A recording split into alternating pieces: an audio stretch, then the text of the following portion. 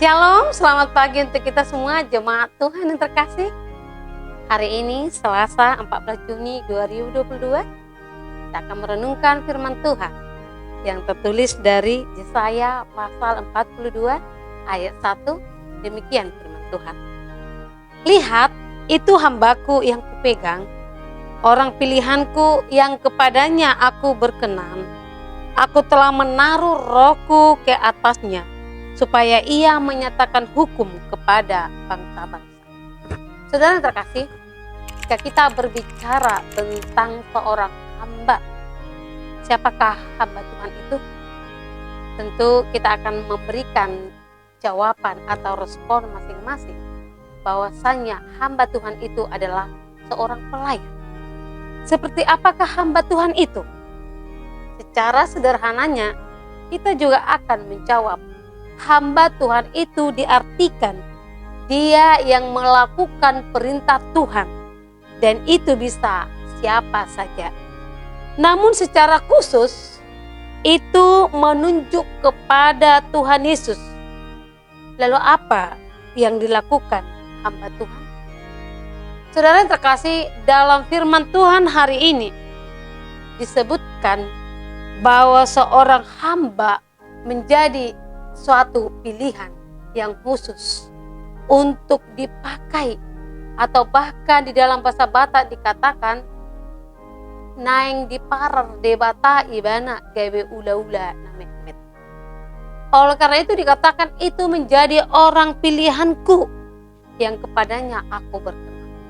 Seorang hamba bisa dikatakan dia seorang yang dipilih, diurapi, diberkati untuk boleh menyatakan tentang kebenaran firman Tuhan dan juga menyatakan hukum-hukum kepada setiap bangsa-bangsa.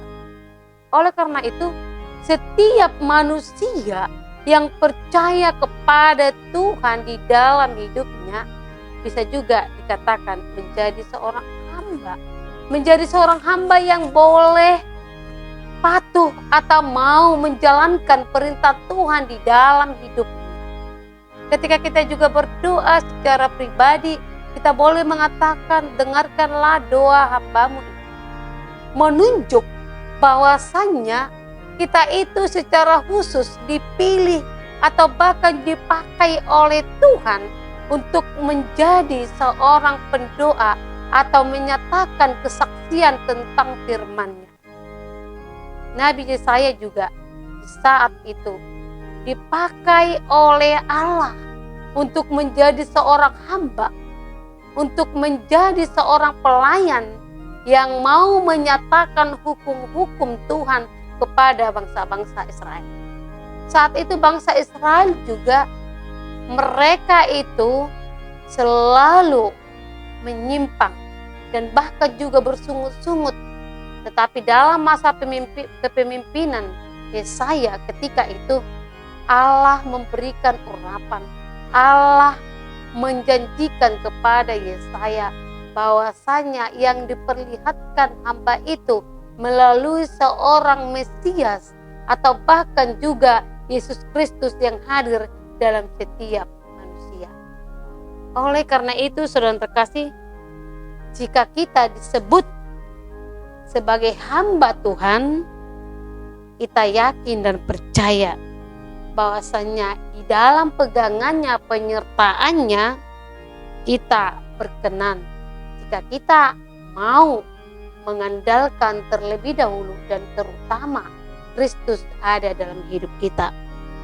Dan ketika kita akan melakukan pelayanan tersebut atau bahkan kita melakukan perintah Tuhan tersebut, Tuhan telah menjanjikan memberikan roh-Nya.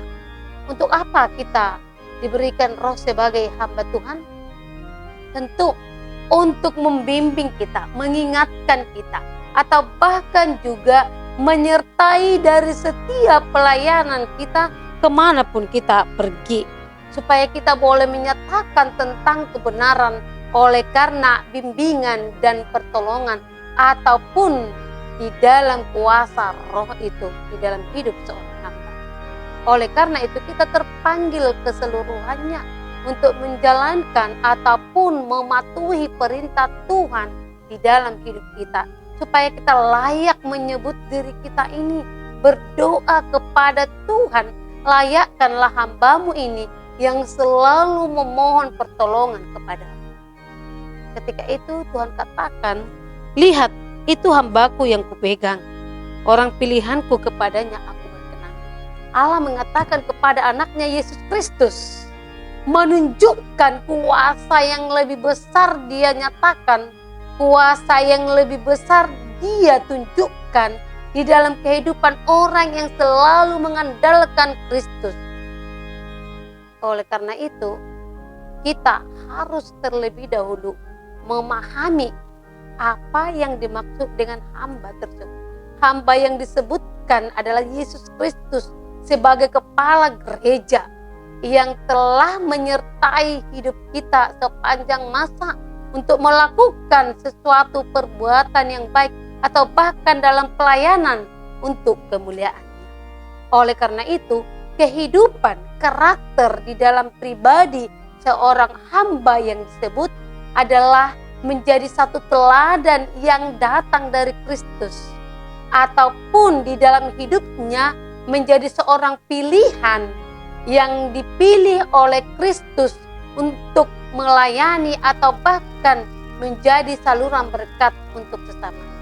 Oleh karena itu, marilah kita menjadi seorang hamba, mengingat pertama adalah andalkan Kristus dalam hidupmu, dan ingat setiap janji Kristus itu menyertai kita sehingga kita tidak merasakan takut dalam pelayanan kita atau bahkan membuat yang terbaik untuk Tuhan. Oleh karena itu, saudara terkasih, marilah kita melihat hamba Tuhan sebagai pilihannya yang selalu disertainya untuk menyaksikan kebenaran akan firman-Nya kepada seluruh bangsa-bangsa. Amin. Tuhan Yesus.